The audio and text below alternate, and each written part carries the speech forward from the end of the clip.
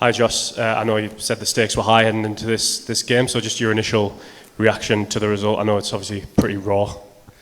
Yeah, obviously deep disappointment to be knocked out of the tournament. Yeah, we're obviously gutted. We had our chances in the game. It was a really good game of cricket, but yeah, unfortunately we on the wrong side, obviously.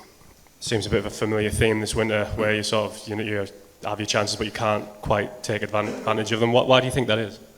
Yeah, it has been a familiar theme. I think, like I say, obviously a more firing, confident team would have got over the line tonight. As I said, we had our chances, and it's up to us as individuals, as a team, and as a whole group to find ways to get ourselves back where we need to be.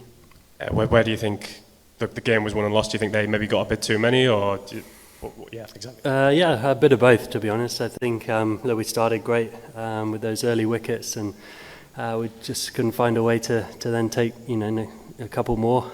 No credit to Ibrahim, played a really fantastic innings, but to go for 113 in the last 10 was obviously a few too many. And that added a few extra, obviously, onto the chase. And in the chase, Joe Root played a typical Joe Root innings, full of class and composure and character and skill, and it needed one of us in the top six to go with him for longer. Going to fall in your position after another tournament setback, group stage exit. Do you still think you're the right man for the job? Yeah, I think obviously the results aren't where they need to be, and personally need to consider all possibilities, and like I say, obviously we need to get us as a team back to where England cricket needs to be in the white ball formats, and I think got to work out personally, am I part of the problem or am I part of the solution? We'll go to our left there. Chris, go ahead. Hi Jos, yeah, I saw that quote from the TV interview about you and the guys at the top considering all possibilities.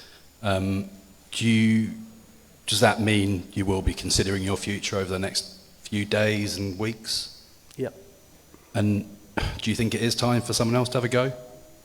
As I said, I'm not going to make any emotional decisions right here, right now. I'm probably not the first people I'd discuss that with, and take a little bit of time to just work out personally what I think is right. And obviously the guys at the top are in charge, and they will have their own views as well. So as I said,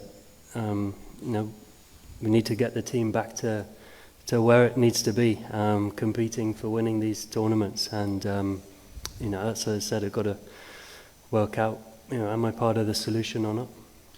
The past couple of years have obviously been very tough for this team, but especially tough for you as the leader.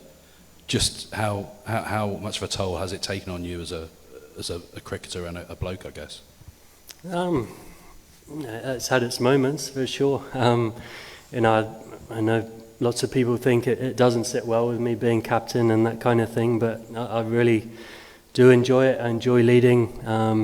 Even before, when I wasn't captain, I'd like to think of myself as a leader in the team.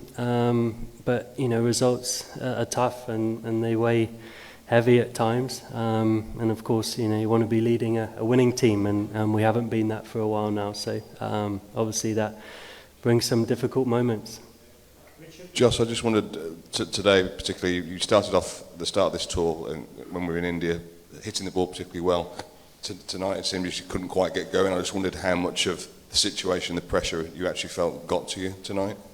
Not at all, to be honest. I just missed a few balls early in my innings, and then got myself to nearly run a ball 38 or whatever I got out for. So I got myself into a nice position again, and I just haven't been converting those positions in the recent past into some of the innings that I've played in an England shirt in the past, and that's obviously a frustration. And as I say, I think at my best I'm one of the best players in the world, and that's what the team needs from me, and unfortunately haven't been delivering that. And a word on Mark Wood, do you know, can you give us any kind of prognosis on him? No, I don't. We don't know obviously the full picture at the moment. He had an injury to his left knee. I'd like to say he bowled through a lot of pain, and I thought he showed unbelievable character, as you always get with Woody. So yeah, hopefully it's not too bad. Last one, Ali, go ahead. Sorry, I was just going to follow up on Mark. I mean, that's a captain's nightmare, isn't it, when a bowler pulls up injured? But you kind of look back now and think we were always sort of walking. You were always walking that tightrope with the kind of 4 frontline bowlers, and then trying to still fill in 10 on top of that. Is that always the danger there?